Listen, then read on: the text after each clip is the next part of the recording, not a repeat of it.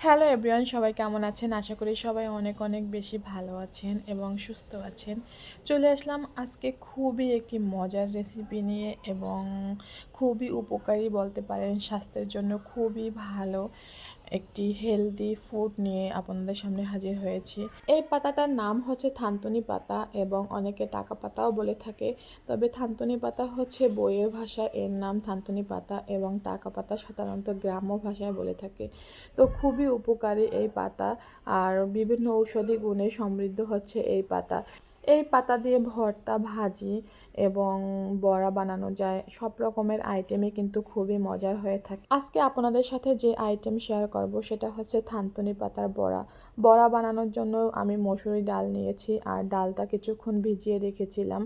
তাহলে এটা বাটতে সুবিধা হবে, যেহেতু আমি পাটায় বেটে তারপরে করব। পাটা বলেন বা শিলনোড়া যেটাই বলেন, তো আমি হাতে বেটে তারপরে করব। আমি এটা ব্লেন্ডার করব না, কারণ যে কোনো বড়া আইটেম যদি হাতে বেটে করা হয় তাহলে বেশি ভালো লাগে খেতে। তো আমি দেখেন বেটে নিয়েছি। এটা কিন্তু একদম মিশ করব না, অনেকটা আস্ত আস্ত থাকবে, তাহলে মচমচে হয় এবং খেতেও দারুণ লাগে। তো আমার কিন্তু ডাল বাটা হয়ে গিয়েছে। এখন বাটবো হচ্ছে থানতুনি পাতাগুলো। এই পাতাগুলো বাটতে একটু কষ্টকর হবে, কিন্তু তারপরেও কিন্তু কষ্ট হলেও এটা বেটে নিয়েছি। মোটামুটি একদম মিশ হবে না, এটাও একটু আস্তে আস্তে। সাথে বাটার জন্য নিয়েছি পেঁয়াজ, রসুন এবং মরিচ। এটাও হালকা করে বাটা দিব জাস্ট। তো আমার সবগুলো উপকরণ বাটা হয়ে গিয়েছে। এটা কিন্তু খেতে অসম্ভব অসম্ভব মজার হয়ে থাকে, আর এটা ভাত দিয়েও খাওয়া যায় এবং শুধু শুধুও খাওয়া যায়। আমার কাছে শুধু খেতে বেশি ভালো লাগে। তো আমি সবগুলো পাতা আমি এভাবে উঠিয়ে নিয়েছি। এখন এটাকে মিক্স করে নিব হাতের সাহায্যে। ভিডিওটি যদি আপনি আমার ইউটিউব চ্যানেল থেকে দেখে থাকেন তাহলে আমার চ্যানেলটি অবশ্যই সাবস্ক্রাইব করে দিবেন। আর যদি ফেসবুক থেকে দেখে থাকেন তাহলে আমার ফেসবুক আইডিটা ফলো দিয়ে রাখতে পারেন এবং লাইক, কমেন্ট, শেয়ার করে অন্যদের দেখার সুযোগ করে দিতে পারেন। আপনারা কখনো এরকমের বড়া, ভর্তা, ভাজি খেয়েছেন কিনা, থানতুনি পাতা চিনেন কিনা সেগুলো কিন্তু কমেন্ট করে অবশ্যই জানাবেন।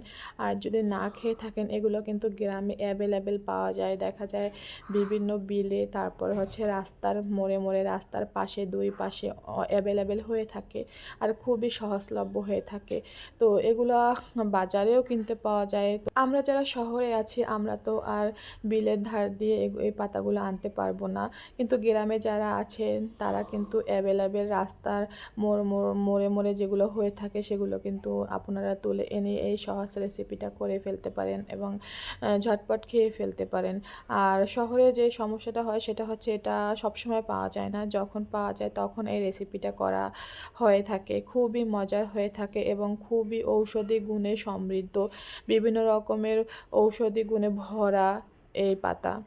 তো আমার বড়া কিন্তু মোটামুটি রেডি হয়ে গিয়েছে। অনেক অনেক মজা এই বড়াটা খেতে। এই হচ্ছে ফাইনাল লুক বড়ার। তো ভিডিওটি কেমন লেগেছে কমেন্ট করে কিন্তু অবশ্যই জানাবেন। সবাইকে অসংখ্য অসংখ্য ধন্যবাদ। আসসালামু আলাইকুম।